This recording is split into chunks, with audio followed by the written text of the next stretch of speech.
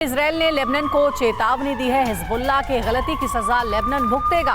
Hezbollah के जंग में आने पर लेबनान मिट्टी में मिल जाएगा और हिजबुल्लाह की गलती लेबनान के भाग्य पर मुहर लगा देगी।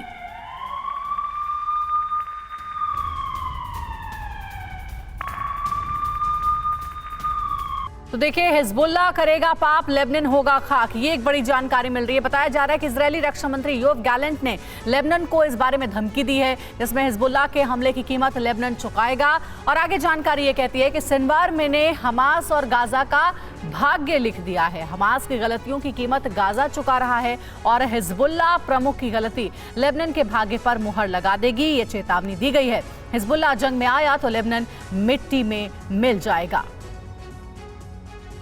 और इस बीच बड़ी खबर यह भी है कि इजरायली रक्षा मंत्री योव गैलेंट एक बार फिर उनकी तरफ से कहा गया है कि जब तक गाजा हमास विहीन नहीं देते तब तक उनका प्रहार जारी रहेगा। गाजा में आईडीएफ का चौतरफा बारूदी प्रहार जारी है। इलाका धुआं है, मौत का मंजर है। आईडीएफ लगातार गाजा में जमीनी ऑपरेशन के साथ ही हवाई हमले कर रही है। इस बीच इजरायली रक्षा मंत्री योव गैलेंट ने कहा है कि युद्ध के अंत में गाजा में कोई हमास नहीं रहेगा और गाजा से इजराइल तक सुरक्षा को कोई खतरा नहीं होगा। हमें कार्रवाई की पूरी आजादी होगी। गाजा में हम जो भी करना चाहते हैं करेंगे।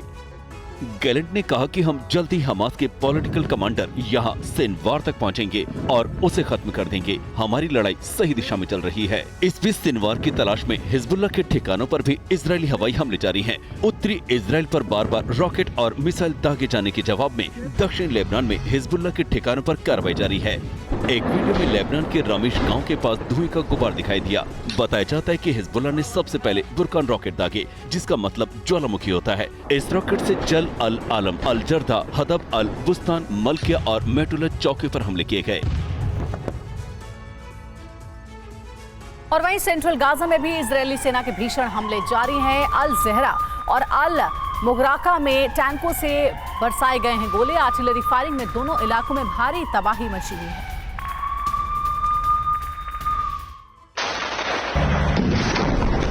हमास के ठिकानों पर आईडीएफ की गोलाबारी जारी है। इजरायल ने कहा है कि उसका लक्ष्य हमास के भूमिगत ठिकाने हैं। इस बीच द न्यूयॉर्क टाइम्स ने 31 अक्टूबर को हमले को लेकर सैटेलाइट तस्वीरों के विश्लेषण में बताया है कि गाजा शहर के उत्तर में घनी आबादी वाले इलाके जबालिया पर हवाई हमले के दौरान कम से कम 2000 पाउंड के बमों का इस्तेमाल किया, जिससे करीब 40 फीट तक गहरे गड्ढे हो गए। उत्तरी गाजा पट्टी में 1000 से अधिक गड्ढे देखे गए हैं, जो गाजा के विनाश को जाहिर कर रहे हैं। इस दौरान 3 अस्पतालों और कुछ स्कूलों पर भी बम बरसाए गए। अल-कुद्स अस्पताल के सामने की इमारत पर हमले में 21 लोग घायल हो गए थे। इजरायल के मुताबिक अस्पताल और स्कूलों में हमास के लड़ाकों ने अपने कमांड सेंटर बना रखे हैं। अस्पताल के अधिकारियों ने कहा कि हमले में दर्जनों नागरिक मारे गए और सैकड़ों घायल हो गए। इस दौरान मीडिया में टनल के अंदर के आईडीएफ ऑपरेशन की कुछ तस्वीरें भी जारी की गई हैं, जिन्हें बरामद कर लिया गया है। इन हथियारों के दम पर इजरायली सेना पर सुरंग से हमास आक्रमण कर रहा था। और इजरायली फोर्स के निशाने पर हमास के लड़ाके हैं। रिहायशी इलाकों में भी लगातार छापे मारे जा रहे हैं। वहीं इजरायली बमबारी से उत्तरी गाजा किस तरीके से पूरा बर्बाद हो चुका है, इसकी गवाही इलाके की सैटेलाइट तस्वीरें दे रही हैं।